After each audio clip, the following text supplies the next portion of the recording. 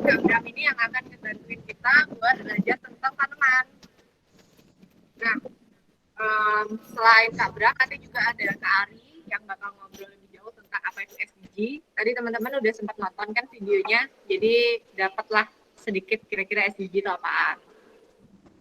Terus, sebelum kita mulai, ada beberapa aturan nih teman-teman selama webinar berlangsung, supaya kita enak ngobrolnya. Yang pertama, tolong dinonaktifin dulu mikrofon sama videonya sebelum nanti yang pas. Nanti bisa dinyalain lagi pas tanya jawab. Nanti kalau teman-teman ada yang mau ditanyain, boleh banget ditanyain dulu lewat chat. Setelah itu, aku akan panggil pas sesinya udah kelar. Terus tadi ada yang iseng-iseng pencet-pencet ini, guys. Present. Sebaiknya jangan ya, soalnya supaya tidak mengganggu jalannya aktivitas. Nah, selanjutnya kita mau langsung ke SDG. Silakan Kak Ari, boleh jelasin lebih jauh tentang SDG. Ganti ya. Halo teman-teman, perkenalin nama aku Ari, tadi udah dikenalin saya sama Patris. Aku mau presentasi dulu nih.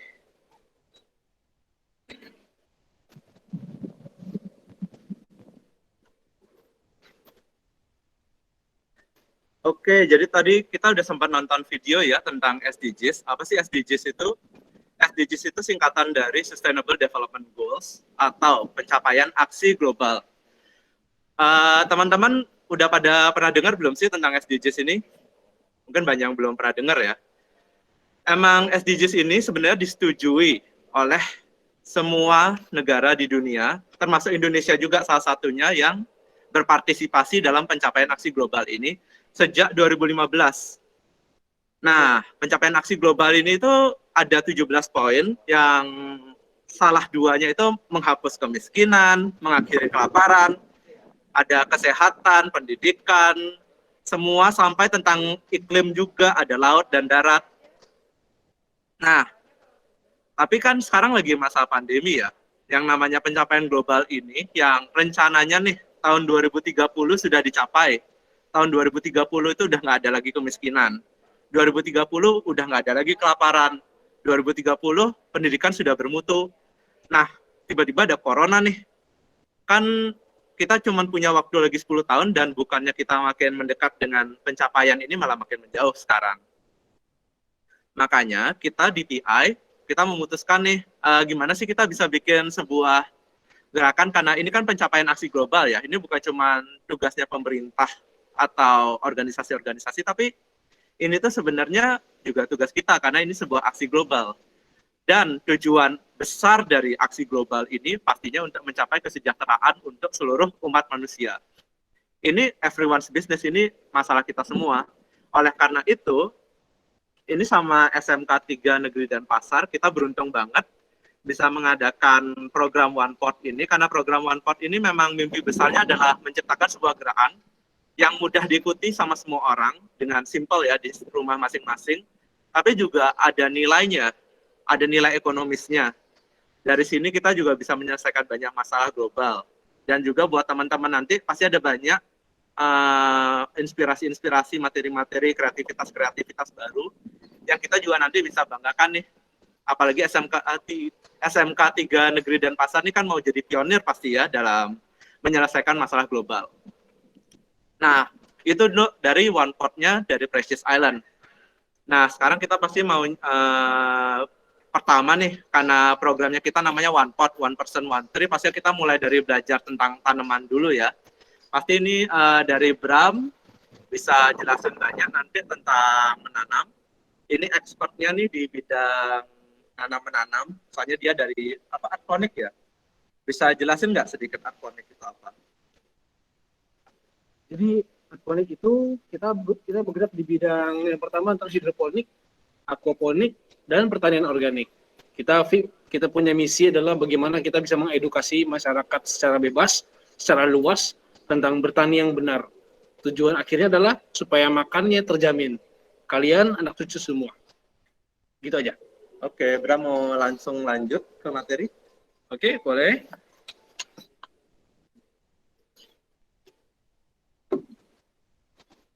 Aku ke tangan dikit ya.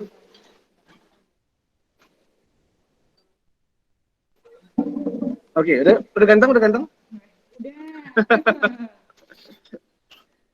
Oke, selamat pagi teman-teman.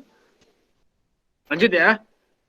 Jadi jadi kita hari ini saya dikasih kepercayaan dan kehormatan oleh Persis Island bekerja sama dengan SMKN 3 Denpasar. Kita bekerja sama untuk kegiatan namanya One Pot. Jadi aku sedikit akan share bagaimana cara bertani yang benar, bertani organik pastinya. Nah, udah semangat? Kalau mau ambil tulisan boleh, ambil minuman boleh, sambil snack silakan ya, santai. Yang penting jangan tidur, oke? Nah, kalau mikir nggak sih, waktu pertama kali dengar acara ini, diundang ini, kenapa sih harus belajar pertanian organik? Kenapa sih harus belajar bertani, main-main tanah, aduk-aduk tanah, nanem, padahal tugas sudah banyak, PR udah banyak, belum ulangan, belum segala macam. Aduh, nambah kerjaan, habis-habisin kuota lagi. Itu wajar. Kalian mikir itu sangat wajar. Apalagi sekarang hari Minggu ya, jam 10 tuh enak tidur. Waktunya libur, ya. Tapi hari ini saya mau minta waktu teman-teman sebentar. Saya mau bagikan sesuatu yang penting. Kenapa penting? Teman bisa lihat di slide ya.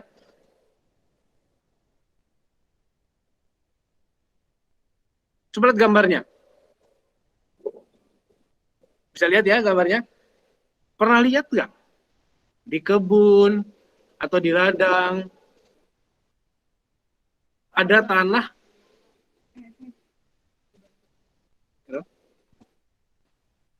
Ininya udah ya. Sebentar, diperbaiki sedikit. Tadi ada yang ngeperiksa. Oh, Oke. oke. Udah muncul. Oke. Udah. Udah? Udah kelihatan gambarnya? Udah ya? Semua kelihatan? Sudah. Udah, Kak. Udah ya? Oke. Coba kalian lihat di gambar di situ. Pernah lihat nggak di ladang atau di kebun, itu di pematangnya itu ada genangan air. Waktu hujan, itu jadi banjir, dan airnya nggak terserap. Pernah lihat? Berhari-hari, 1 hari, 2 hari, 3 hari, kok airnya nggak turun-turun? Biasanya ini ada di bekas mobil lewat, di lewat sepeda motor lewat, atau orang yang bolak-balik jalan bolak-balik. Biasanya teman-teman akan lihat seperti ini. Ya. Nah,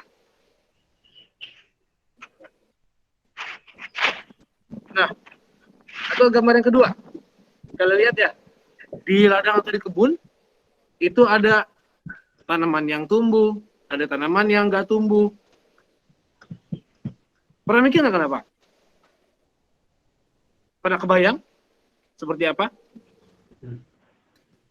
Ini namanya pemedetan tanah, atau bahasa kerennya soil compaction.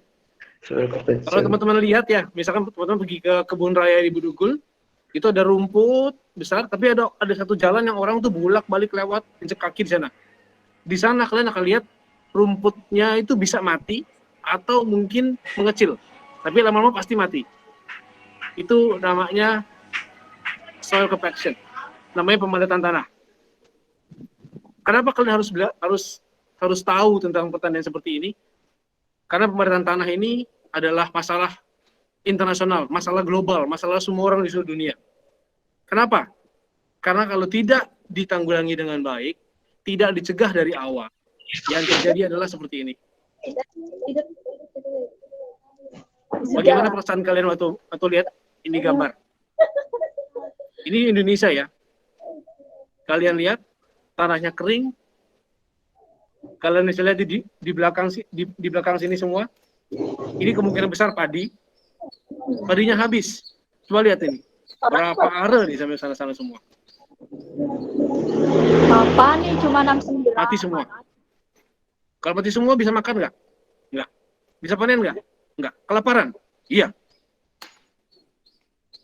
Jadi pemerataan tanah, soil compaction itu menyebabkan seperti ini. Namanya kekeringan. Atau bahasa kerennya soil crusting. Ini dimulai dari kalian. Kalianlah generasi berikutnya.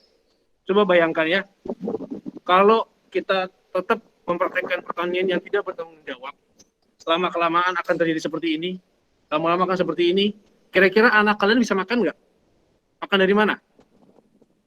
Makan angin? Nggak bisa. Makan kerupuk? Nggak kenyang. Ini harus kalian tahu dari awal. Kalian harus belajar dari awal. Bayangkan ya, di sini yang terdaftar ada hampir 200-an orang yang ikut. Coba, kalau kalian tahu tentang pertanian yang bertanggung jawab, terus kalian bisa kasih tahu nih, mungkin saudaranya ada yang bertani, atau mungkin ada yang usahanya petani. Kalian bisa kasih tahu, gini loh cara yang benar. Nanti begitu saudara kalian itu praktekin itu, dia akan dapat hasilnya. Dia akan sebar ke teman-temannya lagi. Karena apa? Karena satu orang saja menyebarkan informasi yang benar. Jadi sangat penting untuk teman-teman tahu tentang pertanian organik. Ini adalah pertanian yang paling kuat. Zaman corona sekarang, salah satu industri yang masih bertahan itu pertanian. Banyak orang-orang yang kerja di hotel segala macam, pulang ke desa, ya bertani. Tapi kalau bertani tidak benar, dia hanya akan merusak lingkungan. Karena kebiasaan petani yang salah adalah dia terus mengambil dari alam, tapi dia lupa mengembalikannya. Dia lupa memberi kepada alam. Contohnya gimana? Tanam terus, tanam panen, kurang banyak kasih pupuk. Terus kena penyakit, semprot obat. Akhirnya lama-lama dijamin rusak. Oke? Kebayang ya, bagaimana peran kalian ini sangat penting. Kalian generasi muda ini sangat penting. Nah, nyambung dengan yang tadi Kak Adi cerita tentang pencapaian aksi global, pertanian organik ini punya kaitan yang sangat erat dengan 17 SDG ini. Ada 4 poin yang mengakhiri kelaparan, kesehatan yang baik, konsumsi yang bertanggung jawab, dan menjaga ekosistem darat. Coba, kalau kalian tidak belajar pertanian yang benar, kira-kira bisa mengakhiri kelaparan nggak? Nggak bisa. Bisa punya kesehatan yang baik? Nggak bisa, makanannya kurang. Konsumsi yang bertanggung jawab? Boro-boro konsumsi, nggak menghasilkan tanahnya. Yang terakhir, menjaga ekosistem darat. Boro-boro, saya aja nggak mau tinggal di sana. Apalagi yang lain, hewan-hewan semua. Pasti pergi. Jadi ini sangat berkaitan erat dengan tanah. Pertanian organik sangat erat dengan bagaimana kita mengembalikan fungsi tanah dengan baik. Udah mulai goyang ya, udah mulai oke, saya mulai bangun nih Kak, mulai sadar nih. Oke. Saya mulai masuk sini ya. Apa sih pertanian organik? Ada 2 lembaga di dunia minimal yang diakui bisa mengeluarkan sertifikat, bisa memastikan bahwa yang kita kerjakan ini organik. Di Indonesia namanya Organik Indonesia, di Amerika namanya USDA Organic. Dia ini memastikan produk yang kita hasilkan itu betul-betul organik. Apa sih poin-poinnya? Yang pertama, kita tidak menggunakan pupuk kimia sama sekali. Pupuk kimia sintetis, urea, ZA, segala macam itu kimia sintetis. Kita tidak pakai itu. Kedua, kita tidak menggunakan pestisida sintetis. Pakai obat-obatan yang kalau kalian baca di botolnya ada tulisan pakai baju yang rapat dari ujung kepala ke ujung kaki, jangan sampai ada kena kulit. Itu beracun. Kita tidak pakai itu. Kenapa? Tujuan dari 2 hal ini, kita ingin mengembalikan aktivitas biologi di dalam tanah. Dan yang terakhir, kita mengembalikan keragaman hayati di dalam tanah. Ini baru 2 poin aja tentang pupuk dan pestisida. Yang lainnya masih banyak. Nanti kita akan bisa bahas berikutnya, atau mungkin teman-teman bisa nanya pas sesinya Q&A. Oke? Udah mulai bingung? Minum sedikit boleh. Nyemil-nyemil sedikit boleh. Kita lanjut ya. Nah, ini yang namanya keragaman hayati dan aktivitas biologi yang bagus. Teman-teman bisa lihat ya, di bawah ini ada banyak hewan-hewan dan mikroorganisme yang tinggal di dalam tanah. Ini namanya aktivitas biologi yang normal. Di luar teman-teman bisa lihat di sini ada keragaman hayati. Bisa ada burung di sini, ada tikus di sini, ada siput, ada semut, semua segala macam itu ada di sini. Nah, di alam mereka semua ini saling bekerja sama dan saling menguntungkan dan saling menyeimbangkan. Jadi kalau ini berjalan dengan baik, nggak ada lagi itu yang namanya ledakan hama atau ledakan penyakit. Kalau teman-teman mungkin pernah baca di berita, pernah ada ledakan bulu, ada pernah tiba-tiba tomcat banyak. Itu kenapa? Karena ada gangguan di sini. Dengan adanya pertanian organik, kita bisa mengembalikan ini. Kalau teman-teman bisa lihat di foto, di sini ada yang jelek. Di sini contohnya, ini ada tomcat. Ini kursor saya kelihatan ya. Ada tomcat di sini, ada tikus di sini. Ini hama sebetulnya. Tapi di alam itu punya sistem sendiri. Dia bisa menyeimbangkan. Tomcat kalau banyak, ada yang makan. Tikus kalau banyak, ada yang makan. Jadi dia akan terus bekerja sama. Jadi nggak ada yang namanya ledakan hama. Ini kenapa kalian penting harus belajar. Nah, ini ada istilah lain. Jadi selain pertanian organik, ada beberapa pendekatan untuk mengembalikan fungsi tanahnya tadi. Namanya pertanian konservasi, conservation agriculture. Ini sebenarnya sama dengan pertanian organik, cuman dia mempunyai pendekatan yang beda.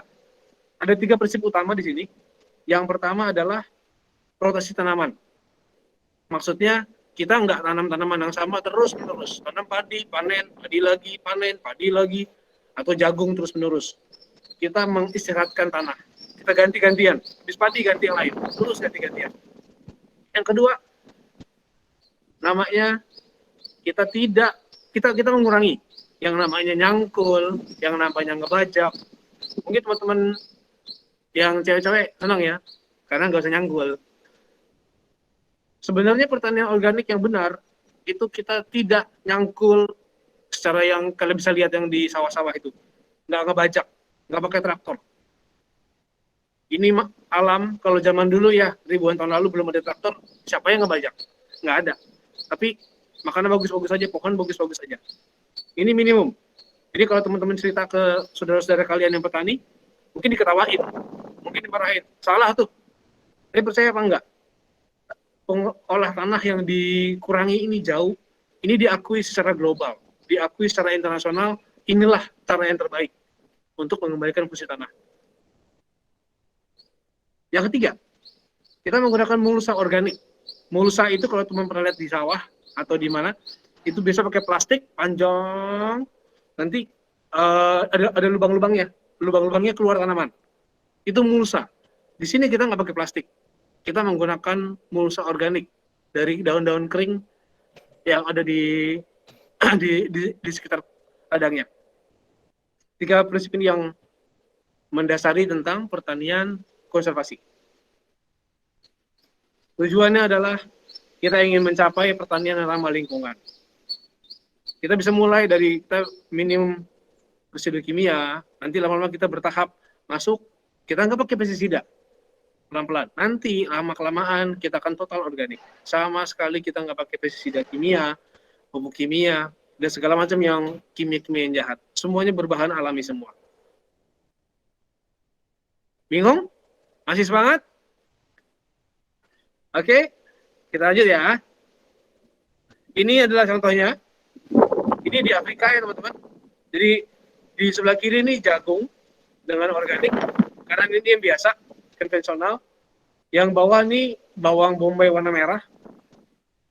Ini yang sebelah kiri yang bisa kalian tebak ya. Yang sebelah kiri ini yang biasa, yang konvensional, yang sebelah kanan ini organik. Bisa lihat ya, hasilnya ini hampir 2 kali lipat. Jadi, kalau kalian yang ingin punya pendapatan dengan organik ini, bisa 2 kali lipat pendapatannya dengan jumlah lahan yang sama. Dan kalau kalian perhatikan, organik ini bentuknya sustainable, dia berkelanjutan. Jadi kalau tanahnya bagus sekarang, kalian punya anak, punya cucu, punya cicit, tanahnya tetap bagus.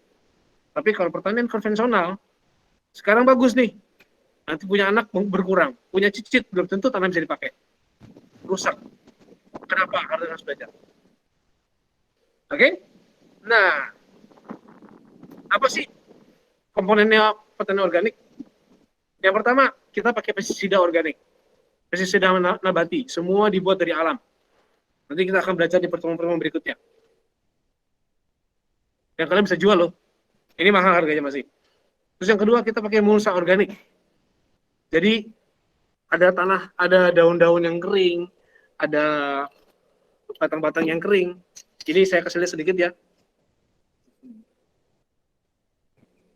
Nah, ini contohnya, ini di rumah saya, di pekarangan rumah. Ini ada daun pucuk merah yang kering. Ini kita pakai, kalau saya pakai di kebun untuk penutup. Mulsa ini fungsinya banyak, di sekolah kalian tuh ada. Tadi sempat saya kasih lihat ke Adrian, nanti kalian bisa tanya sama Adrian.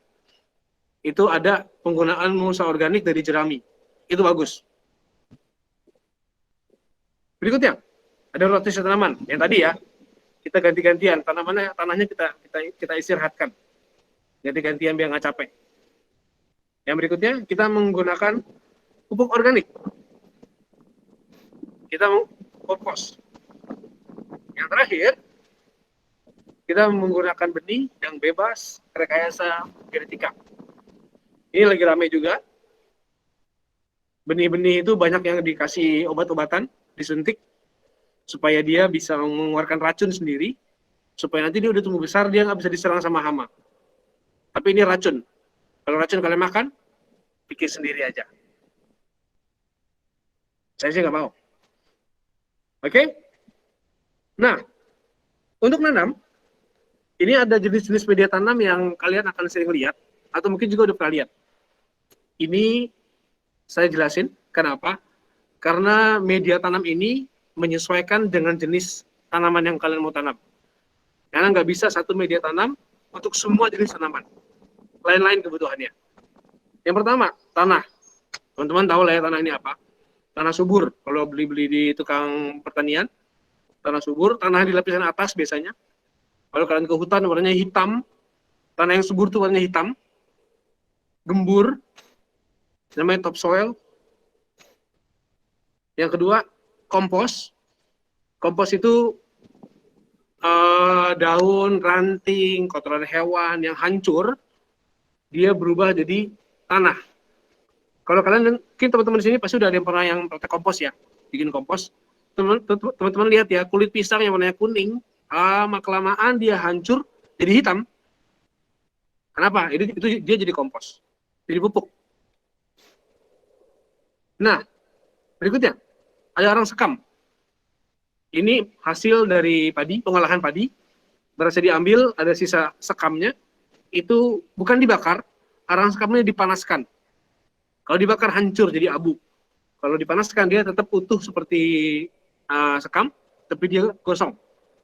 Yang terakhir, ini sekam mentah. Sekam basah juga ada yang bilang gitu. Nah, yang berikutnya, ada kokopit. Kokopit ini hasil pengolahan bekas sabut kelapa. Kelapa yang udah nggak dipakai, ini diolah jadi kokopit. Nah, yang terakhir ini adalah pasir malang. Pasir malang itu kalau teman-teman ke Gunung Bromo, itu di jalanan yang kalian injak, ini pasir malang. Nah, keenam media tanam tadi, itu kombinasinya bisa digabung-gabung, dicampur-campur, untuk menyesuaikan tanaman apa yang kalian tanam. Selama ini benar, karena ini tempat tinggal tanaman, kalau tempat tinggalnya enak, tanaman akan sehat. Saya pribadi, saya nggak setuju dengan istilah tangan saya nggak dingin, tangan saya panas, saya nggak setuju. Tangan yang dingin, tangan yang panas, itu hanya masalah perawatan. Jadi kalau kalian bisa mengkombinasi keenam media ini, ada lagi yang lain lagi, tapi saya nggak masukin, banyak soalnya. Ini kalian saya jamin, bisa bagus. Karena tanaman itu makhluk hidup. Selama kita rawat dengan baik, dia pasti akan baik. Nah, Ada yang nanya pasti gini. Terus ke pasir laut sama pasir sungai gimana, Kak? Coba, menurut kalian gimana? Pasir laut, pasir sungai bisa dipakai nggak? Ini kalau online kita nggak bisa dengar suaranya ya. Tapi kalau online begini, pasir laut ini seperti yang kalian pernah pasti kalian udah mikir, pasir laut ini kita nggak bisa pakai. Kecuali kalau kalian cuci dulu. Cuma cucinya mau sampai kapan? Habisin air berapa galon?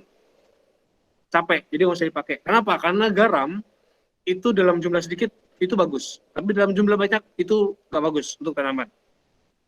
Lain dengan pasir sungai ini bagus, bisa dipakai. Dia hampir mirip seperti pasir Malang fungsinya. Kalau ada kalian punya pertanyaan lebih dalam tentang ini, bisa langsung disimpan pertanyaannya. Nanti pas sesi tanya jawab, kita akan bahas lebih dalam di sini. Oke? Nah, di Bali ini keenam ini banyak kita temukan. Malah kalau bisa kita tidak usah beli, kita bisa buat gratis. Gampang carinya, gampang buatnya. Itu nanti bisa kita bahas di pertemuan-pertemuan berikutnya. Oke? Nah, simulasi. Yeay. Ayo, teman-teman. Siapkan yang sudah dibilang kemarin sama Bapak Adrian. Tanah, mangkuk, air, penggaris, dan kertas pensil. Oke. Kita kotor-kotoran.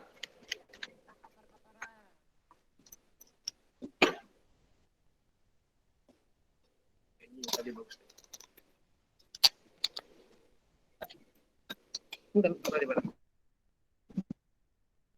Ini tanah di sekolah ya guys.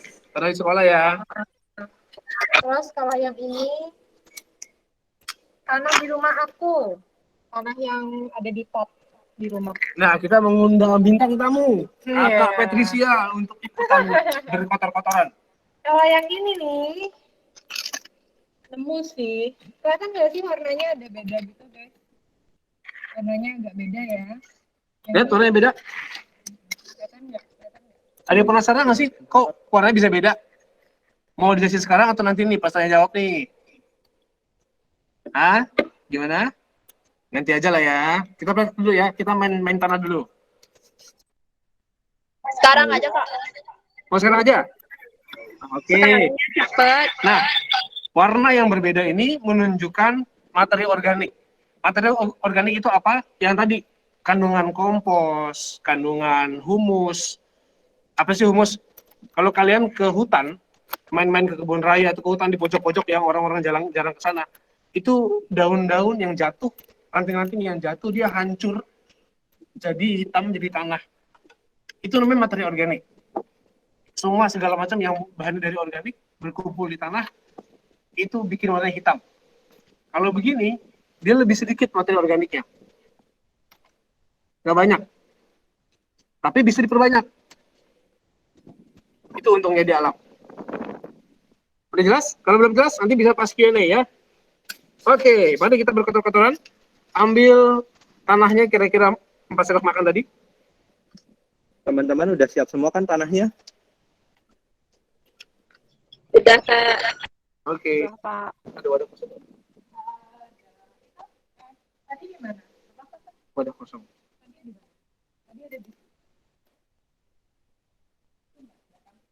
Oke, kalau nggak sudah gitu.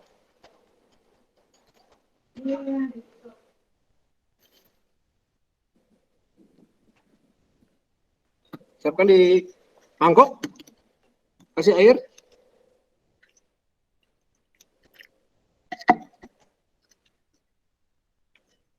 Ya. Kalau kebanyakan dibuang airnya. Kasih garam, kasih gula, jangan lupa. Bercanda. Sebentar, ini airnya kebanyakan.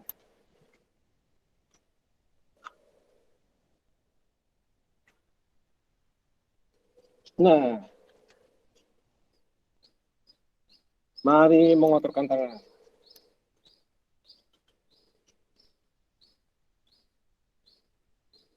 Oke, tangan gini ya. Terus kalian bikin bola. Ditekan terus sampai area keluar begini.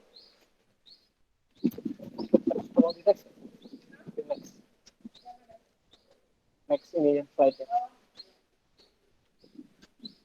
Bikin terus kalian bikin bola. Ditekan, saya tekan-tekannya sebisa mungkin kalian tekan. Jadi bola. Kalau masih dia menetes, terus tekan. Dibejek kalau orang Jakarta bilang. Di Bali apa namanya? Oh sama ya. Ya. Bikin bola. Sudah? Seperti yang di foto ya. Bikin seperti ini. Udah kotor tangannya? Nah, kotor itu baik.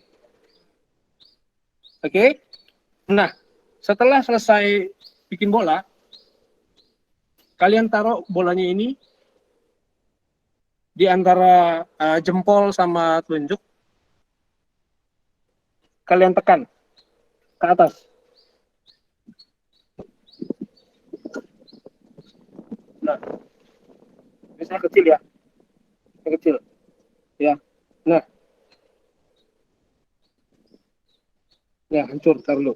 Oh ya, untuk teman-teman yang tadi nggak bisa bikin bola sama sekali, pasti bikin bola begini dia nggak membentuk bola, hancur, tulis di kertas kalian tidak membentuk bola. Ya. Nah, terus waktu sudah dibikin bola seperti ini, terus didorong seperti ini. Kalau jatuh biar aja ya, jatuh biar aja. Nah, dorong seperti ini, dia nggak bisa menggantung seperti ini, nggak menggantung seperti ini ya, gantung ini.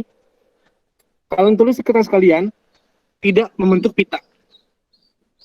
Oke? Nah, kalau yang sudah buat seperti ini, kalian ambil penggaris, kalian ukur panjangnya berapa.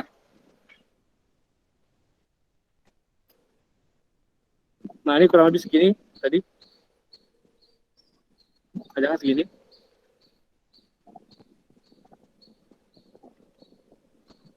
Katanya segini kurang lebih tadi panjangnya. Oke. Anggap ya. Oke. Kalau sudah, kalian tulis di kertas kalian.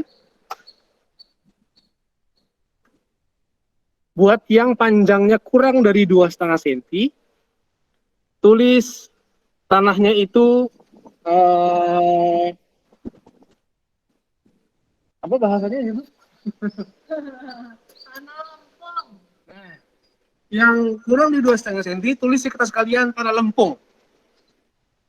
Buat yang lebih dari 5 cm, itu panjang ya modelnya, jadi kayak main apa Play-Doh tuh, tanah liat. Itu kalian tulis tanah liat. Tanah berliat, bukan tanah liat, berliat. Nah, yang di tengah-tengah, yang 2,5 sampai 5 cm, tulis di kertas kalian nama tanahnya lempung berliat. Bahasa kerennya itu ada clay loam. Loam itu tanah lempung, clay itu tanahnya berliat, clay loam itu tanahnya lempung berliat. Ya. Nah, udah selesai? Tulis di kertas kalian, sambil cuci tangan, kita kembali ke laptop.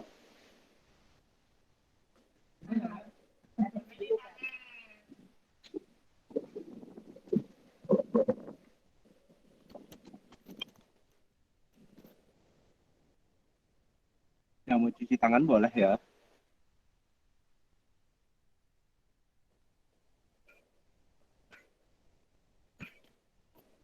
Teman-teman udah pada nyobain kan tadi? Sudah, Kak. Nah, ya, habis ini silakan pakai. Udah bersih tangannya? Udah ditulis kan jenis tanahnya? Udah tulis ya. Oke. Nah, kenapa sih kita main-main kotak-kotak kayak tadi? Ini namanya, saya jadi gagap nih, namanya ribet tes. Grogi. Namanya ribbon test. Ini kalau punya teman yang kuliah di ilmu tanah, ini akan dia belajar di pertemuan-pertemuan awal. Tujuannya adalah untuk mengetahui tekstur tanah. Apa sih tekstur tanah? Terdiri dari pasir, endapan lempung, dan tanah liat. Kenapa emangnya dengan 3 hal ini? Ini akan menentukan seberapa banyak si tanah ini menyimpan air, dan kedua, seberapa poros tanahnya. Kalau kita siram langsung lewat, atau tanahnya pas kita siram malah dia menggenang. Kalau yang pertama ini, tanahnya bisa simpan air, atau cuma lewat. Kayak pasir contohnya, itu jelek ininya. Itu langsung lewat. Pasir langsung kering. Itu yang terakhir, workability. Kalian ini ngerjainnya susah apa gampang? Dicangkulnya, diaduknya, di segala macam ini gampang apa atau susah atau padat tanahnya. Fungsinya itu. Makanya teman-teman pastikan kalian sudah tulis apa yang kalian punya. Nah, kalian waktu tadi ngeraba-raba atau kalian buat itu bola, kalian geser antara telunjuk dan jempol tadi, apa yang kalian rasakan? Ada 3 hal yang kalian akan rasakan. Yang pertama, pasir banget Kak, kasar banget. Kasar sekali. Atau yang kedua, mulus. Atau diraba-raba tuh ya, atau diraba-raba, di foto. Nah, gini ambil sedikit, taruh di telapak tangan, diraba-raba gini. Bisa kasar sekali, pasir, seperti berpasir, atau kok mulus.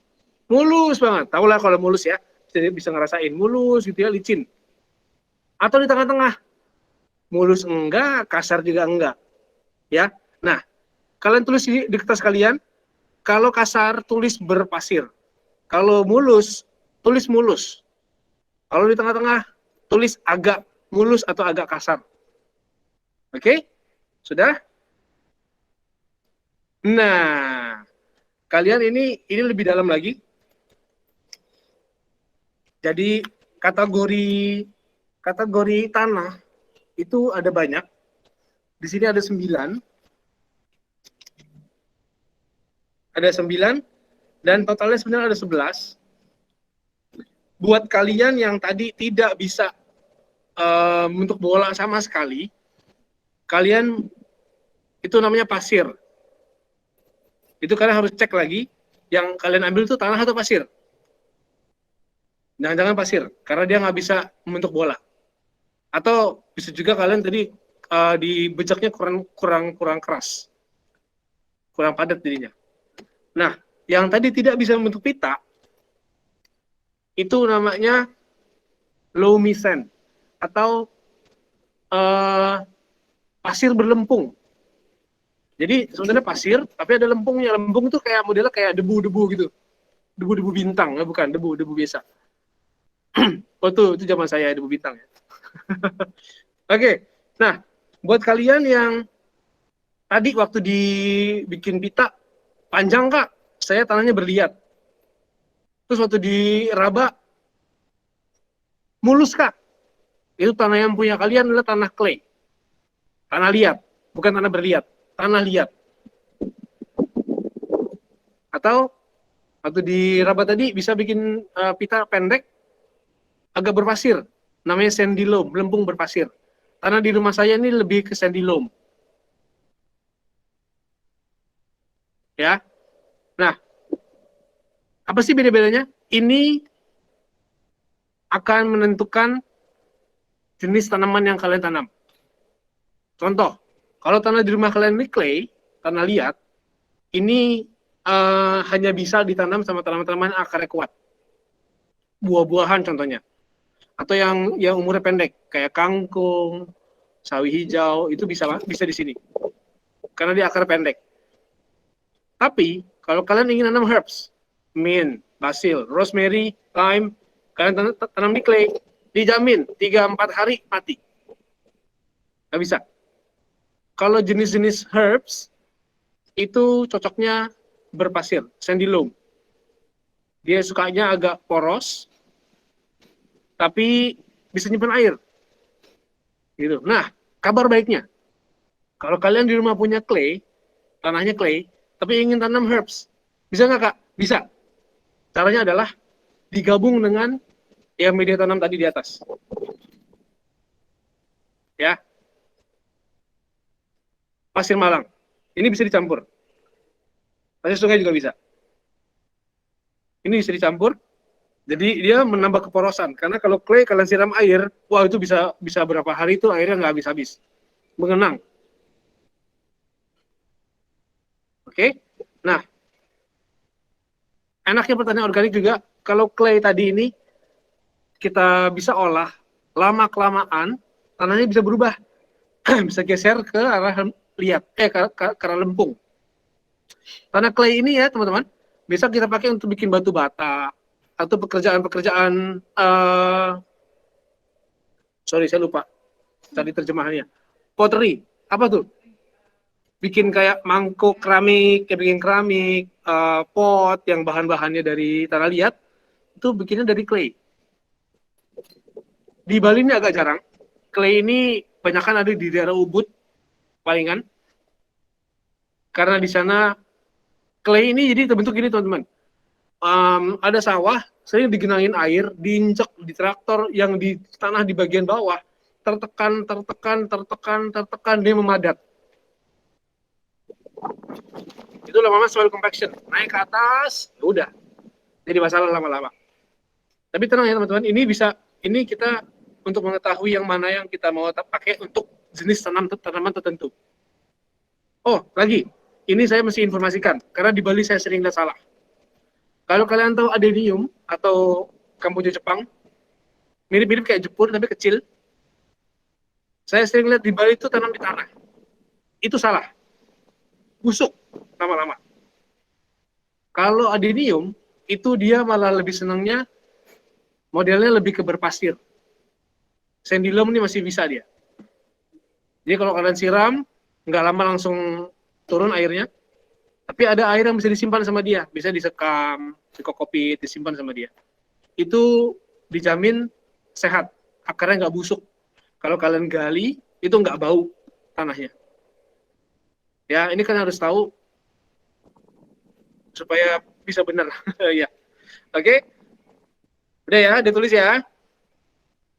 Ini penting ya, karena ini akan menentukan ke depan-depan. Kita mau nanam ini kak, tanahnya begini. Nanam ini kak, tanamannya begini, tanahnya begini. Ini awalnya untuk kita bisa tanam yang benar, supaya tanamannya bisa umurnya panjang, bertahun-tahun. Oke? Nah, di kita di orang-orang kebun yang main-main kebun, main pohon, itu punya campuran standar media tanam. Jadi buat teman-teman yang punya tanah mau digabung, mau dicampur, itu gampang. Tanah subur 4 bagian, ditambah dengan kompos 2 bagian, ditambah dengan sekam bakar, arang sekam 1 bagian. Apa tuh kak 4, 2, 1? Aduh, matematika pusing kak. Gampang. Kalian ambil pakai cup yang tadi ini, contohnya kayak gini ya. Contohnya ini cup-cup habis beli makanan, itu jangan dibuang. Ini ambil tanahnya 4 cup seperti ini, komposnya 2 cup, sekam bakarnya 1 cup. Aduk yang rata. Aduk yang rata, itu sudah jadi media tanam. Hampir sebagian besar tanaman itu bisa dengan ini. Ya, selama tanahnya bukan yang ekstrim ya, kayak tadi tanah liat atau tanah pasir, itu ekstrim. Nah, dan yang berikutnya saya mau kasih tahu teman-teman, ini penting, namanya mulsa organik.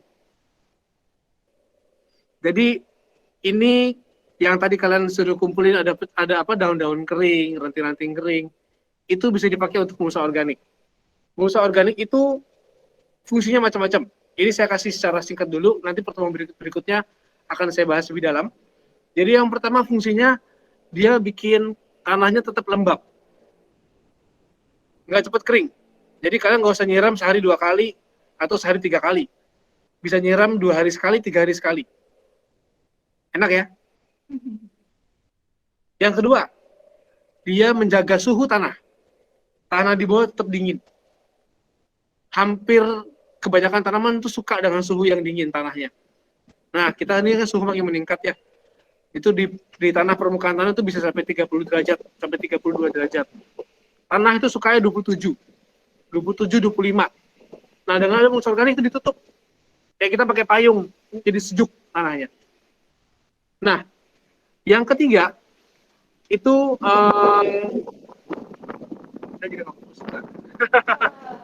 yang kedua tadi ya, yang pertama untuk kelembapan, kedua suhu, ketiga untuk mencegah tumbuhnya gulma, tumbuh-tumbuh liar segala macam itu biar kita nggak nambah kerjaan harus cabut-cabutin, dicek, tumbuh lagi, cabut lagi, itu tambah kerjaan. Atau yang keempat namanya erosi. Jadi kalau kalian punya pot, kalian siram di sekelilingnya, pernah lihat nggak? Tanahnya turun sebelah. Kalau kalian siramnya di satu sisi aja, lama-lama dia turun tanahnya, miring sebelah. Itu namanya erosi. Dengan adanya mulsa organik, itu kita mengurangi erosi. Ya, jadi tanahnya tetap gampang disiramnya, kita juga nggak usah pusing, langsung dilakuin aja. Nah, ini lagi ada opsional tambahan. Ini boleh pakai, boleh enggak. Ini abu dapur. Kalau ada bekas bakar-bakar ikan atau bakar-bakar di dapur, arang-arangnya ini kita hancurin, jadi abu, ini kita bisa pakai. Cukup 1 sendok makan per lubang tanam, ditutupin dengan tanah kurang lebih 3 cm, baru kita tanam atasnya. Jangan langsung kena pohon, jangan langsung kena benih atau bibit. Ya, nah, masih ada waktu nggak nih? Saya cerita sedikit nih. Jadi 3 menit, oke. Jadi kalian tahu nggak? Pasti sering lihat ya, orang habis panen itu dia bakar. Sering lihat ya, saya paling sebel tuh orang bakar. Kalau orang Jakarta bilang nabun, aduh paling sebel. Baunya kemana-mana. Tapi ini dipakai sama orang di sini. Yang pertama, dia nggak usah buang sampah. Yang kedua, ternyata abu ini adalah pupuk untuk tanah. Bagus ini untuk tanah. Bagusnya kenapa? Nanti kita akan bahas di pertemuan berikutnya. Intinya ini bagus untuk tanah, untuk pupuk, terutama untuk benih-benih yang baru tanam. Selain itu, abu ini bisa pengusir serangga pemakan benih. Serangga-serangga yang makan benih itu yang suka gali-gali tanah, itu dia nggak suka dengan abu dapur. Ya, jadi kalau ada ini jangan dibuang, disimpan, dipakai. Ini bagus. Oke? Nah, mulsa organik, ini contohnya, ini saya foto di Bedugul, di kebun raya. Kalian lihat ya, ini daun-daun yang jatuh, mengering, dia tutup tanahnya. Siapa sih yang punya kerjaan keliling kebun raya kasih siram semua pohon? Bisa setahun baru selesai siram. Ya, nah, tapi di alam dia punya kemampuan untuk nyimbangin diri sendiri. Zaman dulu nggak ada yang siram. Jadi begitu habis nyiram, tanahnya masih lembab, ditutupin sama daun-daun kering semua ini, tanah tetap lembab. Walaupun musim kering sekalipun, sampai dengan musim hujan berikutnya. Ya, dan nanti saat ini daun akan hancur jadi pupuk, jadi kompos juga. Nah, kalian tambah lagi dengan daun kering yang baru. Banyak keuntungannya. Oke? Nah, berikutnya kita mulai menanam. Yeay. Hah? Gimana? Oh iya, boleh. Kita siapkan ya, nanti sambil kita tunggu Bapak Agung. Jadi kalian siapkan untuk persiapan tanahnya ya, biar kita langsung nanam. Jadi jangan sampai saya keluar dulu Kak, beli dulu tanah. Aduh, lama. Jadi kalian siapkan aja wadah tanaman, bisa polybag, bisa pot, bisa bekas-bekas juga boleh. Pastikan ada lubangnya supaya airnya terbuang. Yang kedua, ada pecahan genteng atau batako atau styrofoam. Kalau saya di sini pakai pot kecil, ini seperti ini. Ada ya? Oh, dimatiin dulu ini. Ada ya? Oh enggak kelihatan ya. Iya. Nah, boleh. Oke. Ini ya. Oke, ini bukan sulap. Ini styrofoam, gabus. Kalau saya lebih suka ini, kenapa? Karena ini umurnya beribu-ribu tahun nggak hancur ini. Jadi kalau kalian pakai ini, anak, cucu, cicit generasi ke-20, ini masih bisa dipakai. Tapi kalau genteng sama bata, itu ada emosi. Kalau genteng atau bata, dia lama-lama hancur. Memang lama, tapi itu hancur, tapi itu bagus ya. Itu sisi lainnya dia bisa jadi pupuk. Tapi kalau saya lebih suka yang praktis. Jadi pakai styrofoam aja begini, kita pecah-pecahin. Nanti kita siapin. Nanti kita akan pakai. Kenapa pakai itu? Waktu kita siram, ya, itu dia bisa memastikan di dasar pot itu tidak menggenang air. Jadi kalau kalian bongkar pot yang tidak pakai styrofoam, di dasarnya itu biasanya basah. Kalau basah nyimpen air, itu tempat yang sempurna, tempat tumbuhnya jamur. Atau di sekolah tadi saya sempat lihat ada bongkar pot, itu isinya ada ulat-ulat hama, pemakan akar. Karena lembab. Padahal disiram kemarin, masih basah hari ini. Jadi fungsinya adalah itu, mengurangi kelembapan supaya nggak banjir, jadi nggak tumbuh jamur. Terus yang ketiga, campuran media tanam. Yang tanah tadi kalian campur, silakan kalian siapkan. Ada benih atau bibit. Yang kelima untuk siram. Oke, demikian dari saya. Sambil kita mempersiapkan untuk menanam. Teman-teman kita sambil nyiapin, sambil sesi tanya jawab ya. Anyway, dari teman-teman tadi udah ada beberapa pertanyaan nih yang bagus-bagus banget ya. Nah, aku bacain. Ini Q&A-nya untuk semua atau materinya aja?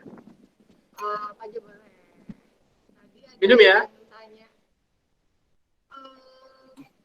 Kak, saya mau tanya, itu tadi pada tanaman tadi, pupuknya pupuk apa ya yang disemprot oleh petaninya? Yang disemprot itu apa, Kak Bram? Kalau padi disemprot itu biasanya obat. Biasanya obat. Jarang ya kalau di tanah itu, kalau orang itu pakai pupuk kimia, pupuk sintetis, itu kayak urea atau ZA, itu agak susah larut di air. Jadi kalau disemprot pakai petani itu pasti butuh cairan. Sedangkan kalau pupuk kimia tadi, itu bentuknya dia bulat-bulat gitu ya, granular namanya, itu dia susah larut di air. Jadi kemungkinan besar yang disemprot sama petani itu obat untuk mengusir hama. Dan itu kita hindari kalau di organik. Kecuali kalau itu ya ini ya. Singkatnya gini deh. Pestisida nabati itu kekurangannya satu, itu namanya kontak. Jadi harus disemprot kena dengan hamanya. Disemprot ke hamanya. Misalnya ada ulat atau belalang, semprot kena dia. Beda dengan pestisida kimia. Pestisida kimia itu disemprot di mana aja, itu dia racun. Ya namanya juga racun ya. Yang kita mau bunuh adalah serangga A, yang mati A, B, C, D, E. Itu jeleknya pupuk kimia. Nah, kalau disemprot begitu, kebanyakan pupuk kimia. Karena kalau pupuk yang pestisida yang nabati, dia harus biasanya di balik daun, disemprot di bawah daun. Jawab pertanyaannya? Ya. Oke, pertanyaan yang berikutnya. Gimana cara bedain tanah yang subur sama tidak subur? Tadi kan sebenarnya kita udah sempat bahas juga ya, sambil praktek. Mungkin boleh juga Kak, sambil dikit aja secara singkat. Oke, tanah yang subur. Ini jawabannya agak panjang, tapi singkatnya begini. Tanah Bisa kayak gini ya. semakin dia warnanya gelap. Oh iya, sorry. Tanah semakin gelap, Iya. itu semakin banyak materi organiknya. Kenapa materi organik? Nah, di tanah, jadi tanaman kan makan. Tanaman makan. Yang dia makan itu pupuk. Ya. Pupuknya yang bikin itu kebanyakan itu si bakteri.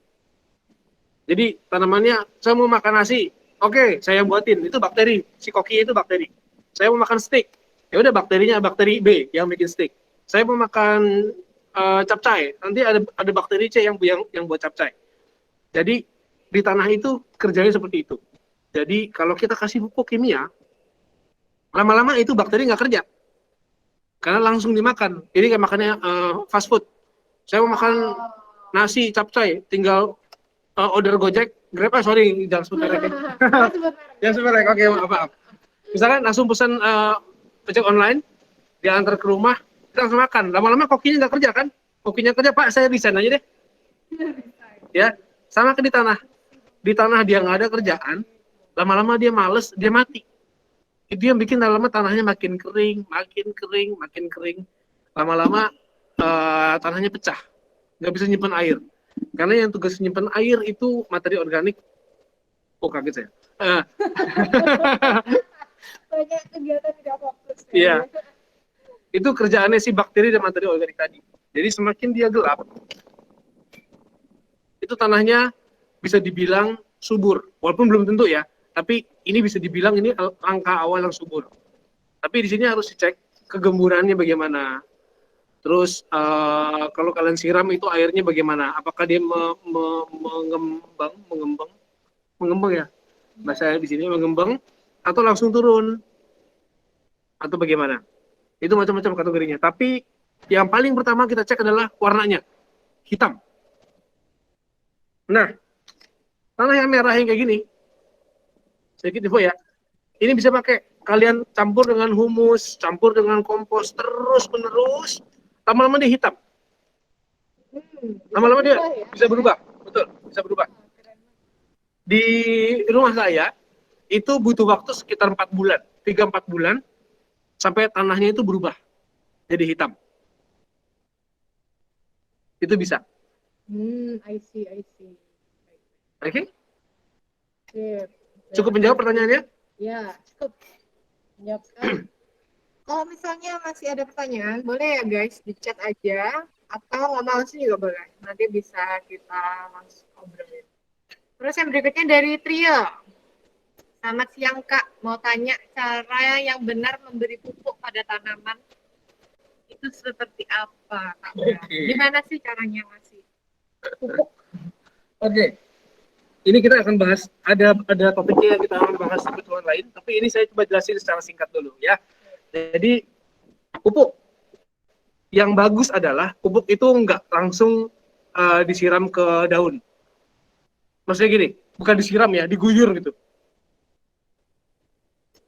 Bukan diguyur. Jadi langsung di tanahnya aja itu lebih baik. Dicampur, disiram di tanahnya. Jadi sebenarnya metode untuk nyiram pupuk itu ada 2 sebetulnya, minimal ya. Jadi yang pertama namanya foliar spray. Kalian sebut ke daun. Nah, ke daun ini jenis pupuknya nggak sembarangan. Ada pupuk-pupuk yang kalau disebut ke daun percuma, karena gini, daun itu yang terima nutrisi namanya stomata, masih ingat ya? Pelajaran biologi. Jadi di daun itu punya mulut sebenarnya, namanya stomata. Stomata itu kecil-kecil. Nah, waktu kalian semprot, stomata itu nangkep ininya nutrisinya. Kalau kalian pernah dengar nanoteknologi, ada pupuk itu yang bentuknya nano, kecil, itu bisa diserap. Tapi pupuk yang besar-besar, kalau semprot percuma, dia nggak bisa pakai. Ya. Nah, kalau di daun, ini hasilnya bisa cepat, bisa instan. Tapi lagi-lagi ya, mesti dibaca di bungkusnya, bisa nggak untuk semprot daun? Untuk namanya foliar spray. Nanti kita share tulisannya gimana, foliar spray. Atau yang paling standar, siramnya ke tanah. Campur ke tanah, itu kalau saya lebih sarankan sore. Kenapa tuh? Kenapa sore? Karena kalau sore lama-lama makin adem, Oh. nggak panas. Kalau pagi itu panas. Pupuk kalau teman-teman masih ada yang pakai pupuk kimia, itu panas. Jadi itu harus ada jaraknya dengan batang utama. Itu kalau di tanah itu jaraknya 20 cm sampai 30 cm. Tapi kalau di pot, di pinggir-pinggir pot aja. Jangan ke tengahnya. Nanti tanaman bisa stres. Ya jangan lupa pencampurannya jangan sampai terlalu pekat atau kurang. Ya ikutin yang di petunjuk di buku di bungkus ya. Sebenarnya kalau terlalu pekat kan ya nggak boleh banget. Tapi Iya. kalau misalnya agak cair nggak masalah, cuman kurang aja gitu ya. Iya, jadinya harus tambah lagi. Cuman kalau yang pekat itu gampang ya, teman-teman siram kasih pupuknya itu dalam waktu 6 jam itu daunnya ada yang mengering menggulung ke atas kebakar. Oh. Itu namanya dia keracunan. Gitu. Kebanyakan itu terlalu pekat jadinya. Nah kalau kayak gitu artinya gimana Kak? Mesti dibongkar ganti tanahnya. Itu yang paling cepat. dan taruh dulu di tempat teduh, tanaman mesti istirahat dulu sampai dia keluar daun baru yang lebih sehat. Itu tuh kalau misalnya dikasih tai sapi terus dia kayak itu juga sama ya? Bisa. Nah, termasuk punya pupuk kandang ya. Sebaiknya itu jangan langsung dekat langsung di sekeliling batangnya, tapi kasih jarak. Karena pupuk kandang itu kan masih konsentrat ya, pupuknya masih banyak, dia dikasih ke tanah, kasih waktu untuk bakteri-bakteri dan mikroorganisme tadi ngerombak. Nanti dia simpen tuh di dalam sana ada gudang dia simpen dulu. Nanti akan dipakai sesuai kebutuhan. Tanaman meminta apa, nanti si bakteri ini akan siapin untuk dia. Seperti itu. Terima kasih. Ari diaktifin aja supaya aku dengar kalau ada. Oke. Teman-teman gimana? Terjawab nggak gimana caranya bikin tanah subur? Nah, terus ini nih ada dari Bagus Tegar. Tanya, Bagus Tegar mau nyalain mikrofon nggak? Boleh loh, tanya langsung. Mungkin ada yang spesifik tanyain tentang cara organik. Kan tadi udah sempat dijelasin ya Kak Bram ya. Gimana Bagus? Kedengeran nggak? Diaktifin dulu mikrofonnya kalau mau ngomong. Apakah sudah tidak ada? Orangnya sudah tidak ada kali ya. Oh ada. Gus. Ya udah kalau enggak kita lanjut ke yang berikutnya aja. Saya tadi udah sempat dijelasin sama Kak Bram. Kak saya dari Maika. Kak saya kan punya pohon sirsak nih. Pernah berbuah, cuman satu periode aja. Terus pas udah habis buahnya tumbuh bunga lagi. Tapi nggak mau jadi buah, cuman bunga aja. Terus rontok. Sampai sekarang nggak pernah berbuah lagi. Masalahnya kenapa ya? Apa gara-gara nggak pernah dikasih pupuk? Bisa jadi ya. Bisa jadi. jadi. Jadi gini, ini sedikit ya, karena detail pusing, dan nanti kita bahas di pertemuan lain. Jadi, untuk tanaman bisa berbuah, itu dia butuh pupuk, dia butuh makanan, dia butuh energi. Nah, pupuk kalau teman-teman pernah dengar ada namanya N, ada P, ada K. Ini salah 3 dari banyak yang lain. Ada N, P, K. Ini fungsinya beda-beda. Kalau N ini lebih ke arahnya kayak bikin daun. Jadi kalau teman-teman tanam di rumah ada anthurium atau yang ikra monstera ini ya, ini pupuknya lebih ke N. Atau P ini banyak untuk perakaran sama keluar buah. Nah, kalau kasusnya cuma sekali, habis itu dia udah nggak mau berbuah lagi, kemungkinan kekurangan unsur P, fosfor namanya. Nah, kalau kalian beli pupuk pupuk kimia, biasanya itu kalau dibungkusnya ada 3 angka di botolnya. Biasanya di botolnya di bawah di bawahnya ini kadang suka ada tulisan 3 angka, misalkan kayak 8 10 10 atau 40 00 gitu ya. Itu artinya NPK. P sama K-nya yang kalian cari yang besar. Jadi kalau kita di organik, kita mendorong pupuk organik yang banyak mengandung P sama K itu kambing. Atau tai kambing atau domba. Tapi ingat ya, kalau beli yang udah matang, jangan yang masih mentah. Ciri-cirinya gimana? Kalau yang sudah matang, kalian pegang itu dingin, tangannya masuk ke dalam tai kambingnya itu dingin, nggak berbau, baunya seger. Wah, seger. Baunya enak. Kompos yang udah jadi itu baunya enak. Kayak hujan gitu ya? Kayak hujan, bener. Kalau kita ke kebun raya itu kita angkat tanah, kita cium, itu baunya enak, fresh. Kalau masih berbau, masih panas, masih ada anget-anget, itu belum matang. Jangan dipakai. Biarin dia berproses dulu sampai dia matang. Yang kambing, domba itu bagus. Jadi kalau untuk Maika, kalau ini bisa dicoba ya, karena macam-macam kemungkinannya, tapi ini langkah pertama yang bisa dicoba. Kasih pupuk kambing. Di Bali kambing cukup banyak, bisa dipakai. Ya. Gimana Maika? Jawab nggak? Kalau misalnya masih ada pertanyaan, teman-teman boleh ya tanya lagi. Kita masih punya waktu 14 menit misalnya. Oke. Nah, mungkin tambahan sedikit buat Maika. Faktor yang lain selain pupuk, itu bisa juga ada hama. bisa ada hama. Kedua, saya harus cek lagi ya kalau sirsak ini bentuk bunganya seperti apa. Tapi bunga itu ada tanaman yang dalam satu pohon itu punya dua kelamin, jantan dan betina. Untuk si bunga ini bisa jadi buah itu harus ada perkawinan. Perkawinan ya, dikawinkan, ya. Jadi yang jantan dan betina itu harus ketemu. Bisa manual, bisa kita yang bantu atau dibantu sama hewan. Kayak lebah. Bumblebee kalau ingat film Transformer itu Bumblebee itu si tukang kawin-kawinkan itu mak comblang. Jadi itu mesti saya cek. Nanti mungkin kalau kamu berkenan kasih waktu untuk saya cek si sirsak ini dia bunganya seperti apa. Atau bisa nanti kita bisa ngobrol. Boleh. Jadi ada bunga yang di dalam satu pohon ada dua bunga yang terpisah laki perempuan. Ada juga yang dalam satu bunganya itu ada laki ada perempuan di dalam bunganya. Nah itu gampang, itu lebih gampang. Nah ada juga hama-hama. Jadi masih banyak yang kamu bisa lihat di pohonnya ini seperti apa. Ya, karena kalau dia kurang energi untuk berbuah ya, untuk berbuah pohon itu butuh energi yang banyak. Karena seperti ibu kita waktu melahirkan itu butuh energi yang keluar yang banyak. Ya, jadi pastikan pupuknya cukup. Dan setelah pupuknya cukup, seperti ibu-ibu juga setelah melahirkan dia istirahat, makan yang banyak yang bergizi, memulihkan tenaganya. Begitupun tanaman, harus kita kasih pupuk yang tinggi kalium, K.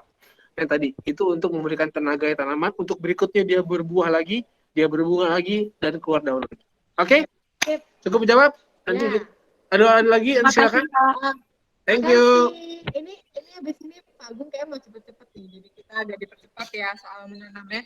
Kalau ada ini pertanyaan Gus Arya ini nanti kita jawab bisa di chat lagi. Teman-teman yang lain juga kalau masih ada pertanyaan boleh di grup juga. Sekarang kita mau langsung ke ada beberapa kata dari Pak Agung. Silakan Pak Agung. Ada yang udah pernah ketemu kepala sekolahnya belum? Masih ingat ya sama Pak Agung? Buka dulu. Iya. Tapi nggak tahu dia. Boleh di sana juga. Oh, di sini ya? Oke. Bisa dimulai? Om Swastiastu. Selamat siang anak-anak yang lagi weekend sama orang tua. Nah, bahagia sekali hari ini Agung bisa ketemu kalian walaupun lewat daring seperti ini ya. Tapi syukur kita sampaikan dan selalu kita ucapkan puji syukur kepada Tuhan karena kita masih diberikan kesehatan. Baik, pada hari ini hari yang berbahagia karena kita dapat melaksanakan meluncing satu kegiatan yang menurut saya sangat-sangat luar biasa dalam bentuk kegiatan ekstrakurikuler di mana ekstra ini bisa kalian lakukan di rumah. Jadi masa pandemi ini membutuhkan sesuatu cara yang sedikit berbeda dan itu bisa kita lakukan. Jadi anak-anak dari rumah bisa melakukan suatu kegiatan yang menurut saya sangat luar biasa. Jadi dengan menanam satu pohon yang kita kenal dengan program One Pot itu, jadi kita sudah melakukan banyak hal. Perlu saya sampaikan sedikit apa yang melandasi itu. Yang pertama, tentu anak-anak sudah tahu bahwa Bali punya Trihita Karana ya. Salah satunya adalah bagaimana kita menjaga hubungan yang harmonis antara manusia dengan alam lingkungannya, kan begitu. Yang kedua, jangan lupa visi sekolah kita, salah satunya adalah sekolah yang berwawasan lingkungan. Nah, dengan demikian kita harapkan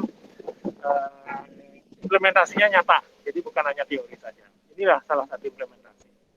Berikutnya, kenapa pohon? Nah, ini anak-anak mungkin bertanya, kenapa pohon? Kenapa nggak yang lain? Gitu kan? Jadi dari pohon kita banyak bisa belajar. Karakter itu terbentuk dari pohon, ya, dari salah satunya dari penanaman pohon. Jadi dari mulai menanam, kemudian merawatnya, sampai menghasilkan, memanennya, dan memanfaatkan. Kemudian fungsi pohon, kalian juga tahu semua bagaimana pohon itu sangat menentukan kehidupan kita, makhluk hidup ya. Tanpa pohon kita tidak bisa hidup, kita nggak bisa bernapas, kita tidak bisa makan, kita juga tidak bisa obat-obatan dari mana? Itu dari pohon semua. Untuk itu peran pohon itu sangat besar ya. Kegiatan One Pot One Tree ini akan menjadi salah satu keunggulan kita yang akan kita lanjutkan ke depan, bukan berhenti sekarang. Selanjutnya kita akan lipat gandakan lagi. Sekarang 200 orang, mungkin ke depan jadi 1.000 orang, kedepannya lagi jadi 2.000 orang. Akhirnya akan kita kembangkan kalau bisa seluruh SMK kita mempunyai sebuah program unggulan.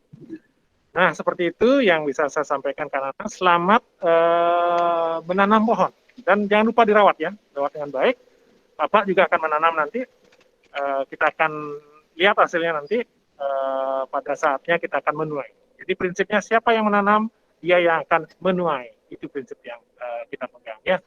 Baik, demikian anak-anak, mudah-mudahan kalian semangat semua. Maka secara resmi pada hari ini, hari Minggu, tanggal 31 Agustus 2020, program One Pot SMK Negeri 3 Denpasar kita nyatakan dibuka secara resmi. Om Santi Santi Santi Om. Oke, Mantap. bentar lagi. Sini. Bentar lagi kita nanam ya sama Pak Agung. Ini udah ada 2 tanaman. Jadi yang satu ada yang juga nanam di mana lokasinya dia? Di mana? Di sini atau di sini? Di aja kali ya. Itu seperti biasa kita sebelum nanam tadi seperti yang tadi Bram udah sampaikan, di bawahnya mesti dikasih sesuatu dulu. Oh iya. Styrofoam atau batu bata atau batako. Iya, genteng juga boleh. Terus ini bisa dipecah dulu kali ya.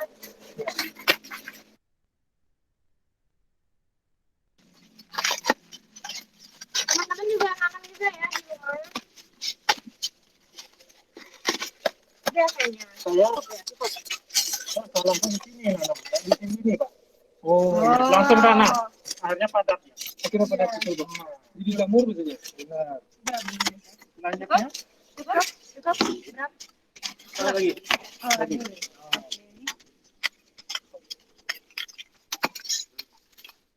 Oke. Sip, oke. Lanjut. Apa nih Kak Bram? Berikutnya isi tanah dulu. Isi tanah dulu. Yang ini ya. Isi tanah diukur dulu kira-kira setinggi apa nih pohonnya. Ini pohonnya. Kita buka dulu. Iya.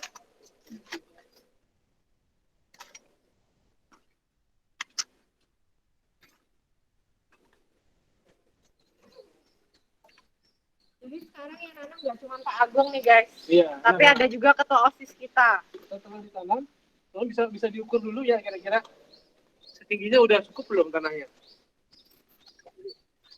Boleh dirobek aja Pak.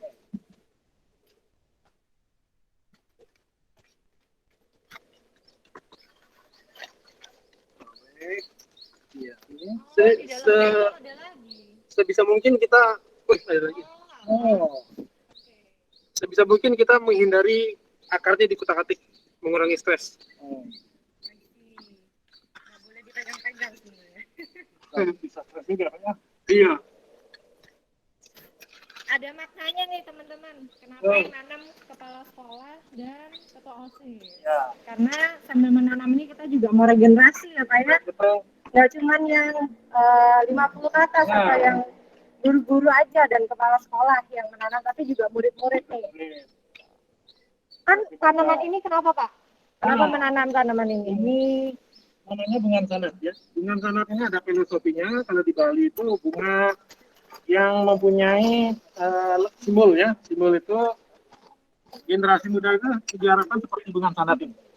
Jadi walaupun nanti dia layu bunganya, semakin layu dia semakin harum baunya. Jadi kita harapkan kita semua generasi muda ya, harapannya ke depan itu menjadilah orang yang berguna. Jadi harum, suara apa namanya, baunya harum. Jadi menjadi orang yang punya nama gitu loh. Nah ini kita harapkan seperti itu.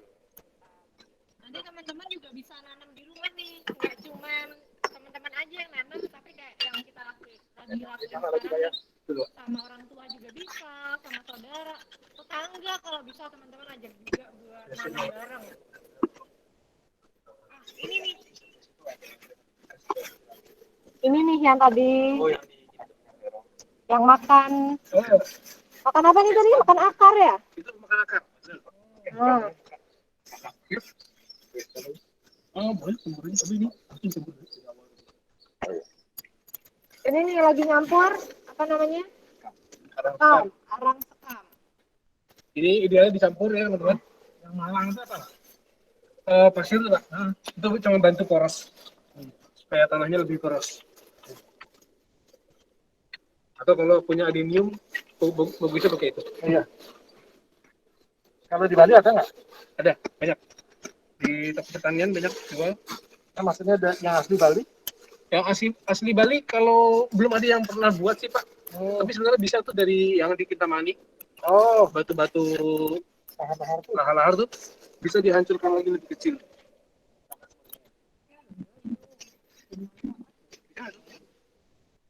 Ya, biar nggak ke Malang tuh maksudnya. Nggak jauh-jauh, di sini ada.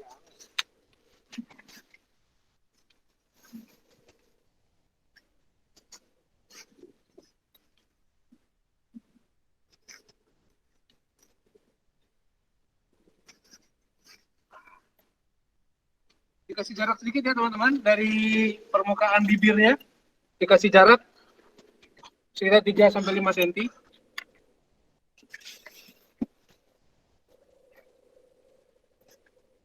Tambah lagi, Pak. Tambah lagi.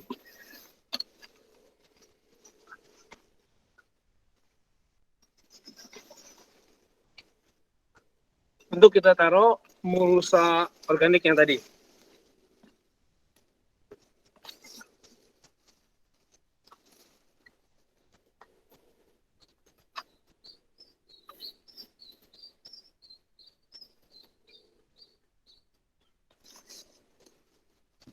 Nanti setelah disiram tanahnya akan membadat sendiri dia.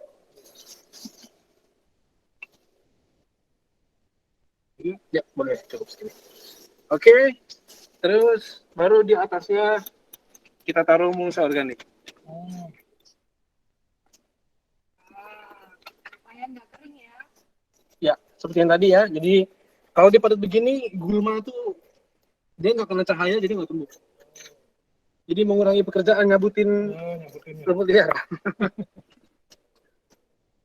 Kalau kalian ada yang punya daun bambu itu bagus banget.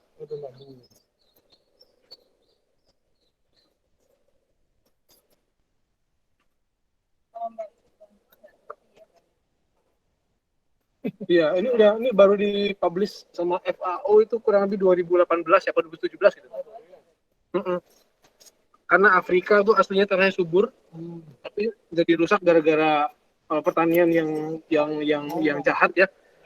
Jadi akhirnya ini lagi digalakan di Afrika untuk Kayaknya nggak cuma di Afrika aja nih ya Kak ya. betul, Di Jawa, di Bali bahkan juga udah mulai ya nggak sih? betul. Nah, kalau teman-teman punya tanah berliat di rumah dengan menggunakan ini, percaya apa nggak percaya, 6 bulan itu kurang lebih tanahnya bisa berubah jadi gembur. 6 bulan. Nah, enak kan? Begini kalian nyiramnya jarang-jarang. Terus ini perlu disiram. Perlu disiram, betul. Tadinya menyiram. Boleh.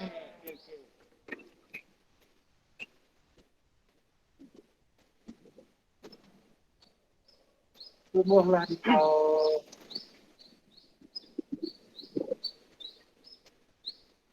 Oke.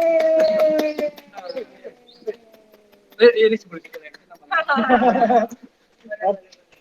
Silakan hadiah juga. Oke.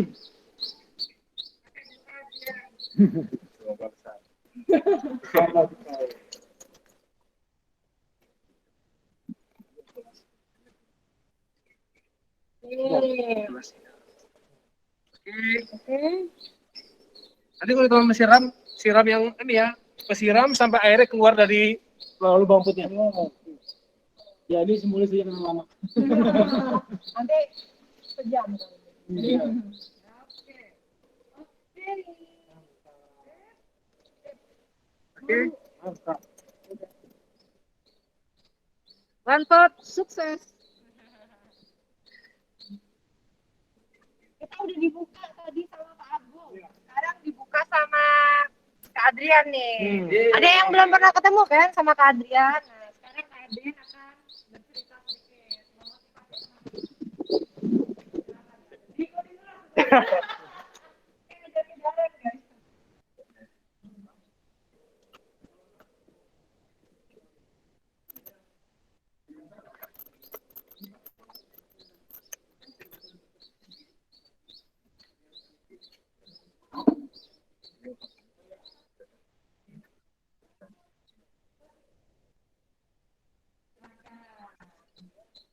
Bentar.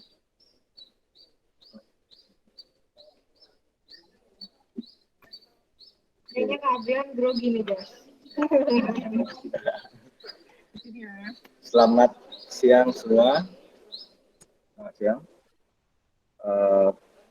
Perkenalkan, nama saya Igede Adrian Mahaputra. Di sini saya selaku Ketua Umum Pengurus OSIS SMK Negeri 3 Denpasar, masa bakti 2019-2020. Dan di sebelah saya, Perkenalkan, nama saya Pontus Yassu dari Koordinator Seksi Bidang 5 Bidang Lingkungan, masa bakti 2019-2020. oke.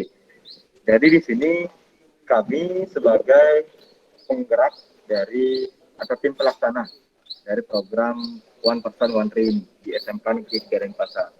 Nah, di sini kami bekerjasama dengan kakak-kakak dari Presis sekitar Setiap anak atau setiap orang di siswa tanam minimal satu pohon di rumah masing-masing, seperti sayuran ataupun tanaman toga. Nah, prosesnya itu mereka akan menanam pohon tersebut, lalu hasil panen dari pohon tersebut akan dijual ke orang tua atau ke pasaran, termasuk guru-guru yang ada di sekolah. Benar sekali ya, itu pasti sangat mengasihkan sekali. Pada hari itu, adik-adik semua nih yang punya bibit atau kemarin sudah mengambil bibit, silahkan dirawat bibitnya dengan baik dan semoga sukses karena kalian bisa menjual hasil atau tanaman yang kalian akan panen nantinya. Dan ini tidak terlepas dari visi kami di kepengurusan OSIS nih, yaitu SMART. SMART merupakan kepanjangan dari solidaritas, moral aktif, revitalisasi, dan tanggung jawab. Itu merupakan kunci dari kesuksesan kita di kepengurusan OSIS SMK Negeri 3 Denpasar ini. Nah, adik-adik yang belum ikut atau ingin join ke bersama kami di kepengurusan OSIS, bisa hubungi kami berdua ya, atau kalian punya teman atau kakak kelas yang kalian tahu ikut dalam pengurus OSIS, bisa dihubungi dan kalian bisa bergabung bersama kami di kepengurusan OSIS SMK Negeri 3 Denpasar ini. Nah, sebelum itu nih, mungkin adik-adik pasti penasaran, setelah kalian menanam pohon, apa sih yang akan kalian lakukan? Nah, mungkin Kak Siasa bisa memberitahu nih, setelah kalian menanam pohon, pasti akan gimana ya? Biar kalian nggak bosan lah, cuma menanam pohon aja. Mungkin kalian bisa berinovasi di dalam atau selama kalian menanam pohon tersebut. Kak Siasa, silahkan beri tips agar adik-adiknya tidak bosan hanya menanam pohon aja. Mungkin dengan inovasi mungkin dengan sistem hidroponik mungkin bisa dilakukan ya, atau sistem dengan media tanam yang lainnya. Nah, selain menggunakan media tanah, ada juga menanam sayuran dengan media hidroponik. Jadi sistem hidroponik itu ada banyak sekali. Jadi kalian bisa kreasikan dari yang paling sulit sampai yang paling simpel. Jadi yang paling simpel itu kita tahu adalah sistem WIC. Jadi itu hanya menggunakan bibit, rock wool, air, dan pot net atau net pot. Nah, itu dijual di pasaran dengan harga yang murah. Jadi kalian bisa berinovasi dengan apapun, dengan media apapun semampu kalian. Jika kalian tidak suka hidroponik, kalian bisa menggunakan media tanah seperti tadi dengan mirip dengan sistem one pot. Oke. Nah, jadi seperti itu ya adik-adik semua dan teman-teman tua nih dari yang ikut dalam kegiatan One Person One Tree. Mungkin kalian mempunyai inovasi tentang media tanam yang baru itu boleh ya, dipersilakan. Karena di sini kami tidak memaksa atau mematok kalian untuk menanam dengan media tanah saja. Tapi kalian bisa berinovasi dari sini. Dari sinilah kalian belajar arti dari usaha kecil yang sebenarnya. Nah, oke, seperti itu ya adik-adik semua. Mungkin adik-adik yang ingin bertanya silakan. Kita buka sesi tanya jawab ya. Bebas, tanya bebas ya. Kak suaranya kecil. Kak suaranya kurang kedengaran. Masa? Oh, itu ini yang tadi. Oh iya. 11.36. Tadi soalnya pakai mikrofon tuh. Gimana guys? Udah tahu belum tadi apa aja yang Kak Suyasa sama Kak Adrian omongin? Nggak mungkin diulang sih. Nanti tetap kita bisa share videonya supaya nanti kalau ada yang ketinggalan bisa dilihat lagi. Gitu. Tapi buat sekarang, terima kasih banyak nih teman-teman udah datang hari ini. Nah, kita ada beberapa kata penutup nih dari Kak Ari. Boleh Kak Ari kesini?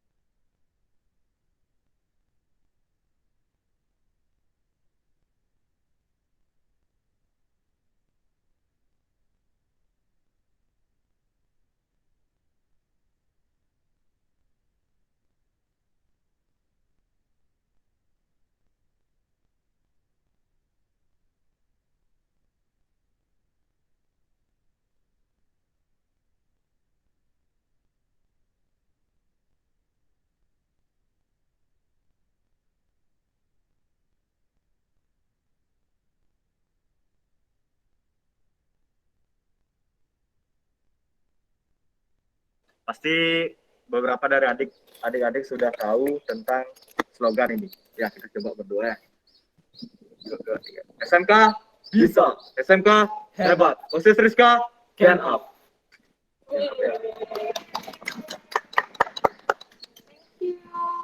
Ya.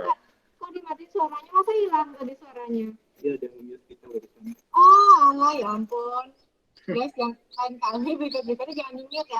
BTW, sebelum kita ngapain, sebelum teman-teman juga keluar nih dari ruangan, aku pengen tanya, kalau misalnya hari Sabtu jam 10 gimana?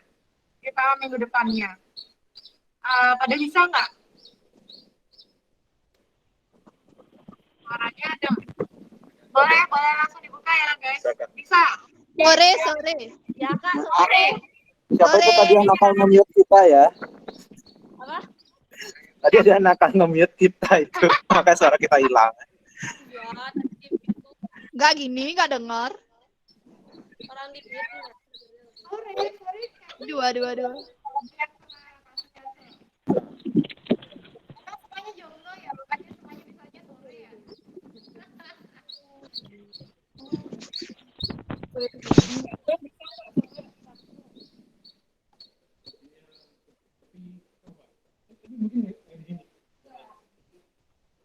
Gimana aja. Sore jam berapa enaknya guys? Yang penting jangan terlalu gelap kali ya. Jam 4, jam 3 gitu bisa nggak?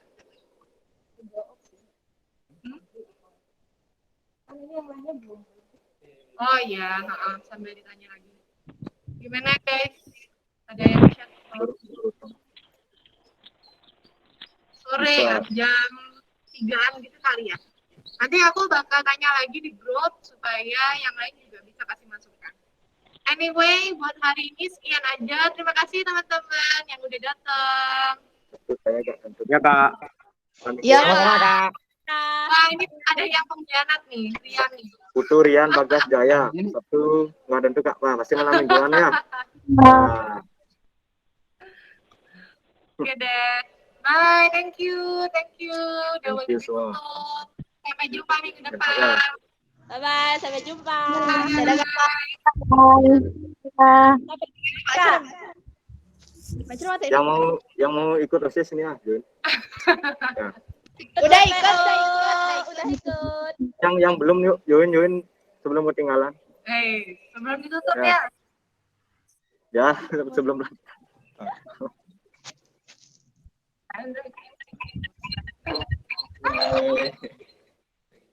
keren. Hai, terima kasih. Thank you semua. Sampai bertemu lagi. Ya. Aku matiin dulu rekamannya.